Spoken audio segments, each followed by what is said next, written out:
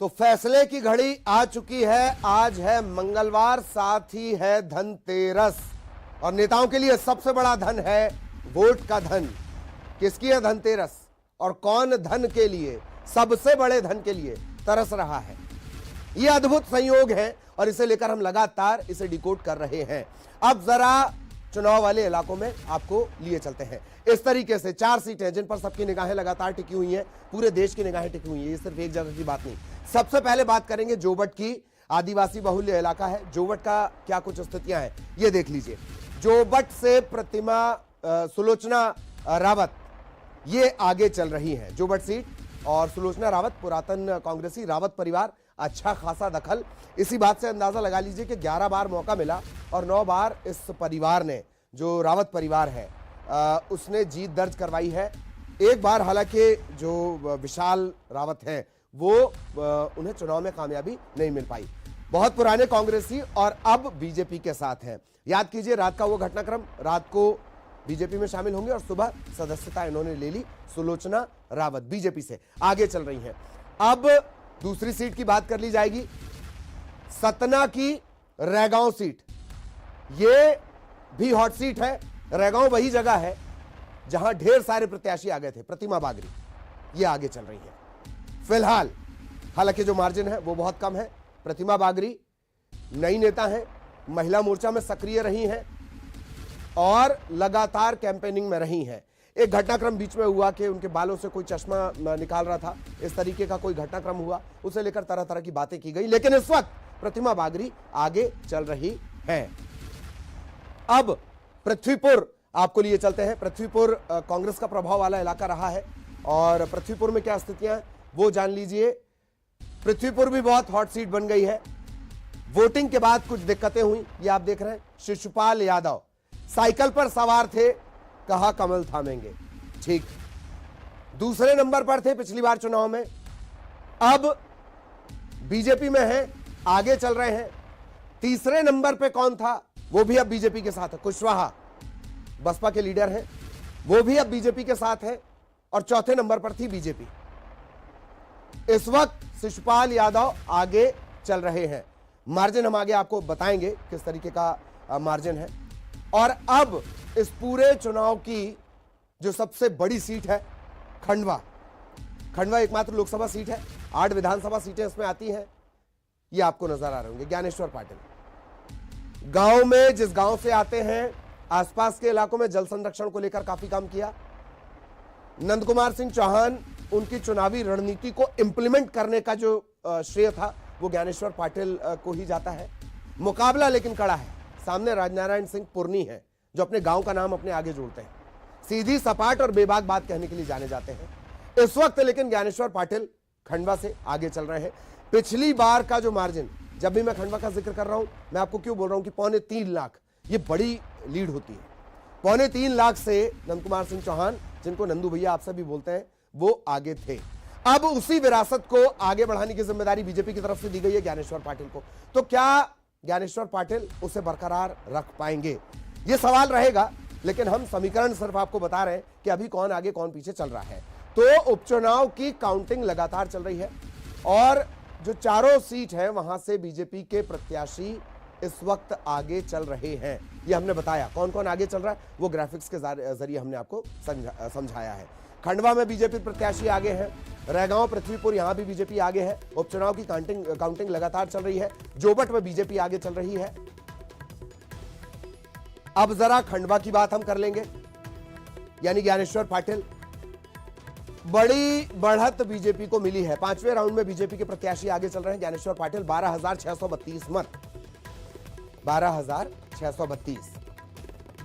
हालांकि मृगेन जी हमारे साथ बने हुए हैं, उन्होंने भी कहा कि बहुत शुरुआती रुझान है और इंतजार करना होगा। हम भी लगातार इंतजार कर रहे हैं। आपका जनादेश बताने के लिए इंतजार अभी किया जा रहा है। फिलहाल क्या अपडेट है वो आप देखते जाइए। खंडवा में बीजेपी के प्रत्याशी ज्ञानेश्वर पाटिल आगे हैं, रैगांव, पृथ्वीपुर, यहां भी बीजेपी आगे है। इतिहास तमाम सीटों का हम लगातार आपको बता चुके हैं। परिणाम जो आ रहे हैं अब उस पर चर्चा हो रही है कि अगर ऐसा तो ऐसा क्यों, किसी का मंगल तो मंगल क्यों, अमंगल तो अमंगल क्यों। वोट अगर धन है तो किसकी धनतेरस, और कौन धनतेरस।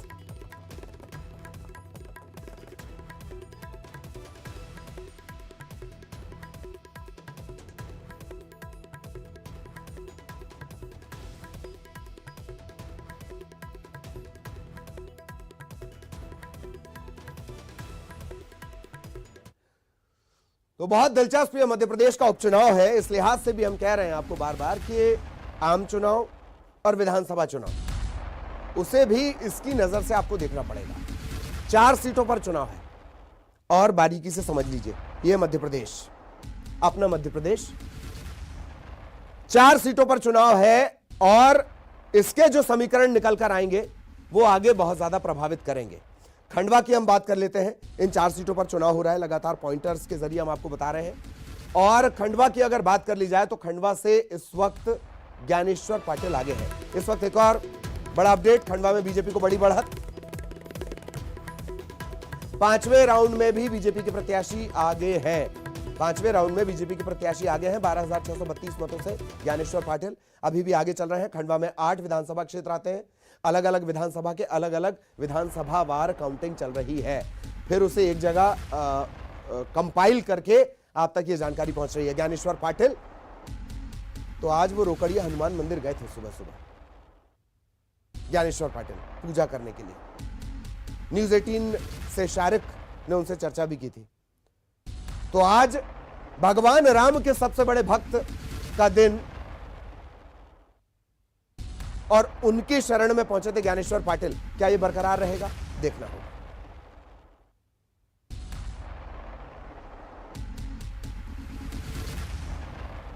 तो लगातार ये आपके सामने आगे कौन कौन चल रहा है वो हम आपको बता रहे हैं। प्रतिमा बागरी सतना की रहगांव सीट बीजेपी की परंपरागत सीट ये रही है लंबे अरसे तक। जुगल किशोर बागरी, हालांकि एक बार उनसे हटाकर उनके परिवार को टिकट दी गई, लेकिन मौका जो कामयाबी है वो नहीं मिल पाई थी। तो अब उसी रहगांव सीट से प्रतिमा बागरी पर बीजेपी ने भरोसा जताया है और प्रतिमा बागरी फिलहाल आगे चल रही हैं। खंडवा से ज्ञानेश्वर पाटिल आगे चल रहे हैं और रहगांव सीट का हमने आपको अपडेट दिया। रहगांव से प्रतिमा बागरी आगे चल रही हैं। जोबट की अब बात कर ली जाए, जोबट में बड़ा उलटफेर हुआ और अभी सुलोचना रावत बीजेपी से वो आगे चल रही हैं। सुलोचना रावत और उनके बेटे विशाल रावत वो कांग्रेस में शामिल हुए। इसी को लेकर सिसोदिया साहब ने कहा था आप सोने की कदर नहीं कर पा रहे, पर हम तो जौहरी हैं, हमने सोने की डकैती नहीं डाली, सोना खुद हमारे पास आया। इससे जुड़े सवाल जवाब भी हम आगे करेंगे। अभी इस वक्त वो आगे चल रही हैं। पृथ्वीपुर की अब बात कर ली जाएगी। पृथ्वीपुर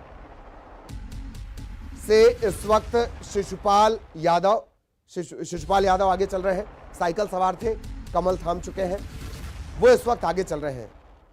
पृथ्वीपुर बृजेंद्र सिंह राठौर साहब का प्रभाव वाला इलाका, पहले टीकमगढ़ की सीट और उसके बाद अब निवाड़ी की सीट ये बन चुकी है।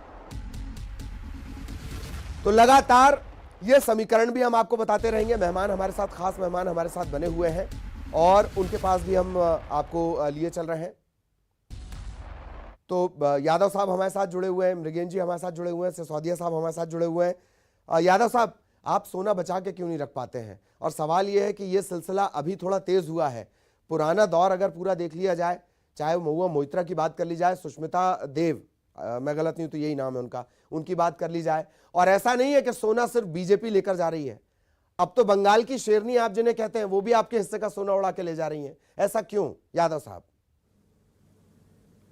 देखिए ललित जी, कांग्रेस पार्टी अपने रीति नीति और सिद्धांतों के आधार पर चलती है। इस तरह के लोगों के दल बदलुओं से कांग्रेस को कोई फर्क नहीं पड़ता है। 1969 का वो दौर भी हमने देखा है, 77-78 का पार्टी के विभाजन भी देखे हैं, उसके बाद भी कांग्रेस पार्टी मजबूती से हर दौर में खड़ी हुई है। ये एक रीति सिद्धांतों के तहत गए हुए लोग नहीं हैं, केवल और केवल अपने लाभ और डीलिंग के आधार पर भारतीय जनता पार्टी में गए हुए लोग हैं, जो अपनी डीलिंग को न्याय संगत बताने के लिए अलग अलग तर्क देते हैं। सचिन बिरला 3 दिन पहले भाजपा में जाते हैं और कहते हैं क्षेत्र के विकास के लिए जाते हैं। अरे केंद्र राज्य में बीजेपी की सरकार है, तो कांग्रेस के विधायक के क्षेत्र में कौन सा विकास करने से कांग्रेस पार्टी रोक सकती थी? ये केवल जुमले हैं, डीलिंग है। असल में भारतीय जनता पार्टी अरे यादव साहब, आपने और हमने इतनी सारी चर्चा की है, बहुत सारे पूर्व मंत्री गृह मंत्री से मिलने गए थे इलाके की चर्चा को लेकर। जी देखिए, मंत्रियों से मिलना और कांग्रेस कार्यकर्ताओं और जनता की बात रखना ये सहज चलने वाली प्रक्रिया है। हमारी सरकार के दौरान भी भाजपा के तमाम नेता मुख्यमंत्री जी और मंत्रियों से लगातार मिलते रहते थे। बस कांग्रेस पार्टी इन मुलाकातों का प्रोपोगेंडा नहीं करती है और भारतीय जनता पार्टी हर मुद्दे का प्रोपोगेंडा करने लगती है। कांग्रेस पार्टी का कार्यकर्ता आज भी मजबूत है। ये तो भारतीय जनता पार्टी के लिए सोच का विषय है, जो करोड़ों कार्यकर्ताओं की बात करते हैं। और जब उम्मीदवारों की बात आती है तो आज भी 4 में से 2 उम्मीदवार आयतित करना पड़ते हैं। तो भारतीय जनता पार्टी का कोई रीति नीति सिद्धांत नहीं है। कांग्रेस पार्टी अपने सिद्धांतों पे अडिग है। हमारे चारों क्षेत्रों पे हमने अपने खाटी कार्यकर्ताओं को टिकट दिया, कहीं भी हमने किसी दल बदलू को मौका नहीं दिया और जनता के बीच में हम चुनाव में मुद्दे लेके गए। और भारतीय जनता पार्टी मुद्दे भटकाने में लगी रही, इवेंट बनाने में लगी रही, प्रपंच करती रही। और जिस तरह से मतगणना आगे बढ़ रही है, रेगांव में लगभग बराबर है।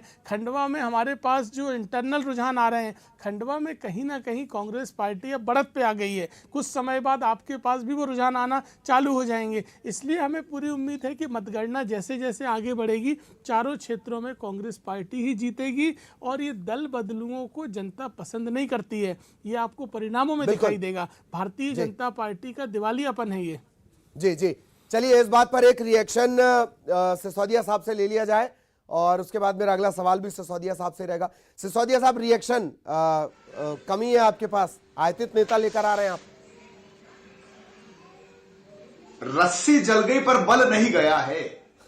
कांग्रेस धीरे धीरे समाप्ति की ओर है ललित जी। और देखिए, खेमे में जो गुटबाजी है कांग्रेस के दल में, वो संभल नहीं पा रही है। लोकसभा खंडवा में प्रारंभिक दौर में ही जब अरुण यादव जी जैसे व्यक्ति कह देते हैं कि फसल मैं बोता हूं, काटता कोई और हूं, मैं थोड़ा उसको और आगे ले जाऊंगा, हम लोग खेती बाड़ी करते हैं, समय पर खेत पे अगर निंदाई गुड़ाई नहीं करते हैं तो खेत, हमारे मालवा में बोलता है, खेत भल जाता है, मतलब उसमें कूड़ा कचरा हो जाता है, उसमें ऐसी चीजें हो जाती है जिसके कारण से मुख्य जो फसल है वो फसल ही बर्बाद हो जाती है। कांग्रेस अपनी फसल को बचा नहीं पा रही है और पूरे जहाज में आग लगी है। और देखिए, प्रभाव वाली शब्द जो आपने कहा है, कांग्रेस के उम्मीदवारों का भी प्रभाव समाप्त हो रहा है और कांग्रेस के दल का भी प्रभाव धीरे धीरे अब समाप्त होता चला जा रहा है। और जहां तक बात है उम्मीदवारों की, तो उम्मीदवार देखिए, भारतीय जनता पार्टी ने बहुत सोच समझकर उम्मीदवार तय किए हैं। और अगर एक सचिन पायलट जो मारे हुए हैं राजस्थान की गुटी राजनीति के, वो लोकसभा की सीट खंडवा में चुनाव प्रचार के लिए आते हैं, जैसे ही वो सचिन पायलट आते हैं, ये सचिन बिरला भारतीय जनता पार्टी में शामिल हो जाते हैं। एक सचिन परेशान राजस्थान की सरकार से, राजस्थान के कांग्रेस दल से, और वो यहां आकर के अगर वोट की बात करते तो यहां का जो सचिन बिरला है वो स्वयं भारतीय जनता पार्टी में चल करके आ जाता है। और देखिए, कांग्रेस अपने आप को संभल नहीं पा रही है क्योंकि ये बड़े भाई और छोटे भाई की दल हो गया है। मध्य प्रदेश में कमलनाथ जी, दोनों की भी आपस में धूला कुश्ती चल रही है। अब खंडवा के दावेदार थे। जी जी जी, ये आपने बहुत अच्छी बात कही। ये आपने एक बात जो सिसोदिया साहब ने कही कि समय पर निंदाई गुड़ाई ना हो, तो अरुण यादव साहब का भी उन्होंने जिक्र किया। उसी से जुड़ा सवाल सिसोदिया साहब से भी हम आगे करेंगे, लेकिन मृगेन जी भी लगातार हमारे साथ बने हुए हैं। मृगेन सर, 2 बातें कि पार्टी अब कहीं बची नहीं। जब कांग्रेस बची नहीं तो बीजेपी नेताओं के भाषणों में 70% कांग्रेस का जिक्र क्यों? एक। दूसरा, इन रुझानों पर आपका रिएक्शन। खंडवा में 5वें राउंड में भी पाटिल साहब आगे चल रहे हैं। जी प्लीज सर। नहीं, देखिए, जो रुझान लग रहे हैं तो मुझे लगता है खंडवा और जोबट, तो मुझे लगता है जिस रफ्तार से बढ़ रही है, हर राउंड में लगातार भारतीय जनता पार्टी आगे हो रही, तो मुझे लगता है कि हार जीत का मार्जिन कितना होगा ये नहीं कहा जा सकता, लेकिन मुझे लगता है शायद ये दोनों सीटें भारतीय जनता पार्टी ले जाएगी। रही बात रैगांव की तो रैगांव में बहुत ही आगे पीछे चल रहा है। अभी मात्र 53 या 54 वोटों का अंतर बचा है। 5वें राउंड के बाद अभी 6ठे राउंड के फिर शुरुआत होगी। अब यही हालत अभी तो फिलहाल तो लगभग 3,000 वोटों की आगे हो गई है भारतीय जनता पार्टी पृथ्वीपुर में भी जी। यहाँ जरूर थोड़ी बहुत कसमकस दिख रही 2 जगह, लेकिन 2 सीटें मुझे लगती है clear cut Bharatiya Janata party के पक्ष में जा रही हैं जी। खंडवा लोकसभा और जोबट विधानसभा। जी जी। तो वो स्थितियां लगभग वैसी हो जाएंगी, शायद नाम पलट जाएं, लेकिन स्थितियां लगभग, ये आकलनों की बात है जो शुरुआत में अलग अलग जगहों पर नहीं, देखिए अभी आकलनों की बात है। जैसे अभी तो मैंने कहा ना कि ये आपके रैगांव में जरूर आगे पीछे हो रहे हैं। कभी भारतीय जनता पार्टी किसी राउंड में आगे हो रही है, किसी कांग्रेस में। टोटल में 52 या 54 वोट से भारतीय जनता पार्टी आगे 5 राउंड में। अब 6ठे राउंड के बाद क्या स्थिति बनेगी। लेकिन जहाँ तक स्थिति बात करें पृथ्वीपुर के, तो पृथ्वीपुर में अभी भी लगातार भारतीय जनता पार्टी हर राउंड में आगे चल रही। कांग्रेस किसी भी राउंड में अभी आगे नहीं हुई। तो वहाँ की स्थितियाँ के बारे में भी ये नहीं कहा जा सकता। हाँ, केवल जो टक्कर दिख रही है रैगांव में दिख रही है। 2 सीटें लगभग मुझे लगता है जोबट और Khandwa Bharatiya Janata party clear cut Bharatiya Janata party के पक्ष में जा रहे हैं। जी जी जी। चलिए चलेंगे हम। सिसोदिया साहब भी हमारे साथ बने हुए हैं, यादव साहब भी हमारे साथ बने हुए हैं। पुरजोर तरीके से यादव साहब कांग्रेस का पक्ष रख रहे हैं और हमारे तमाम सहयोगी इस वक्त हमारे साथ जुड़े हुए हैं। एक बार जरा फटाफट अपडेट के लिए उनके पास आपको लिए चलते हैं। मनोज, क्या अपडेट?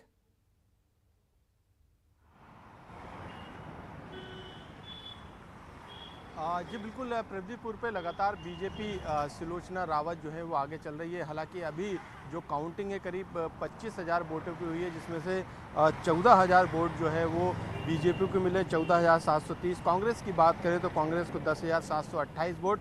लेकिन हैरत की बात है कि नोटा का बटन भी जो है वहाँ की जनता ने ज़्यादा उसका इस्तेमाल किया। 1100 करीब 90 जो हैं वो नोटा पे वोट गए हैं। लेकिन अभी सुलोचना रावत जो आगे चल रही है वो करीब 4,002 वोटों से आगे चल रही है। ये हालांकि अभी जो वोटिंग परसेंटेज है वो काफ़ी लंबा है। अभी काउंटिंग काफ़ी लंबी होना बाकी है, क्योंकि जो वोटर हैं वहाँ के करीब 2,75,000 वोटर हैं और जो वोटिंग हुई थी वो करीब 53% हुई थी। यानी 2018 के मुकाबले 1% वोटिंग परसेंटेज जोबट विधानसभा में पड़ा था। तो अभी करीब 1,40,000 या 45,000 वोटिंग जो होती उसकी गिनती, वोटों की गिनती जो है वो अभी होनी है, जिसमें से करीब 25,000 वोटों की गिनती हो चुकी। यानी अभी 1 लाख से भी ज़्यादा, 1,10,000 या 1,15,000 वोटों की गिनती अभी भी ललित होना है। तो लेकिन जो लगातार बढ़त बनी हुई है पहले राउंड से और अभी 6ठे राउंड तक, करीब 4,000 वोटों की बढ़त जो है सुलोचना रावत बनाए हुए, और ये बढ़त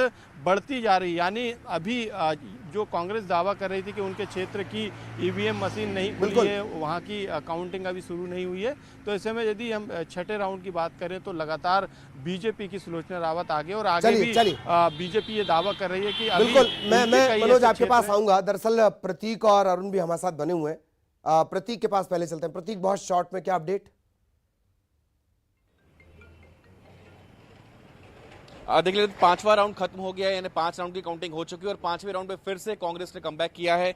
बीजेपी की लीड घटकर मात्र 52 वोटों की हो गई है। कुल वोट जो है वो कुछ इस प्रकार है। भाजपा को अब तक, यानी जो प्रतिमा बागरी है, उन्हें 14,827 वोट मिल चुके हैं और कांग्रेस की कल्पना वर्मा को 14,775 वोट मिले हैं। यानी करीब करीब 52 वोटों से ही बीजेपी आगे। कांटे की टक्कर है और जिस प्रकार का रुझान सामने आया है ललित, शायद अंत तक, यानी 23 राउंड उसमें होने हैं। अगर इस प्रकार का ही माहौल रहा तो अंतिम राउंड तक जो है रोमांच कहीं ना कहीं इस सीट पर जारी रहेगा। रैगांव सतना की विधानसभा सीट है। हमने देखा था कि मुख्यमंत्री शिवराज सिंह चौहान ने भी सबसे ज्यादा सभाएं और जन आशीर्वाद यात्रा भी उन्होंने देखी थी इसी विधानसभा क्षेत्र में की थी, जबकि इसकी कंपैरिजन में मात्र कांग्रेस के सिर्फ 4 आयोजन है राजनीतिक। तो बेहद दिलचस्प है ये सीट ललित। जी जी, मतलब 2020 के रोमांच को प्रतीक के नजरिए से आप महसूस करने के लिए तैयार रहिए। अरुण, आपके पास क्या अपडेट?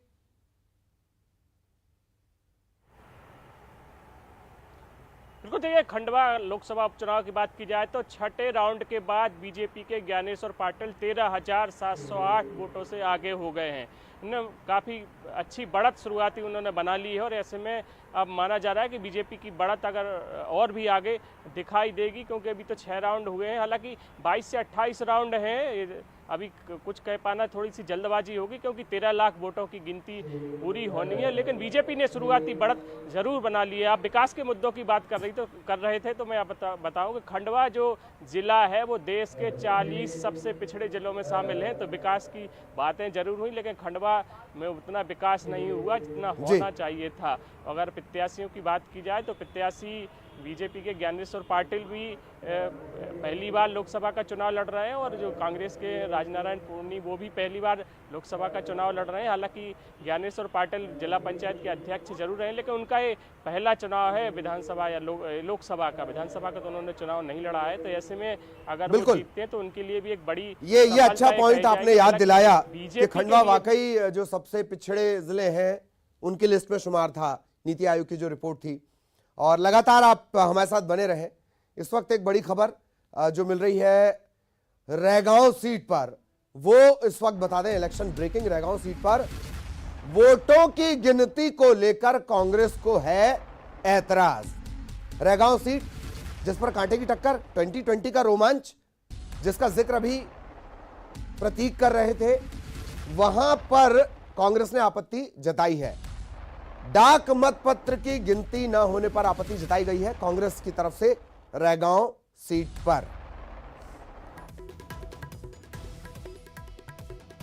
रैगांव सीट से हालांकि मार्जिन जो है वो बहुत कम है, तकरीबन 52 मतों का।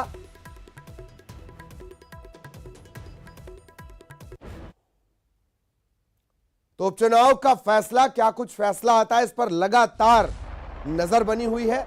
हर अपडेट पहुंचा रहे हैं, आपका जनादेश पहुंचा रहे हैं। लगातार ये कवरेज जारी है। ब्रेक की बारी।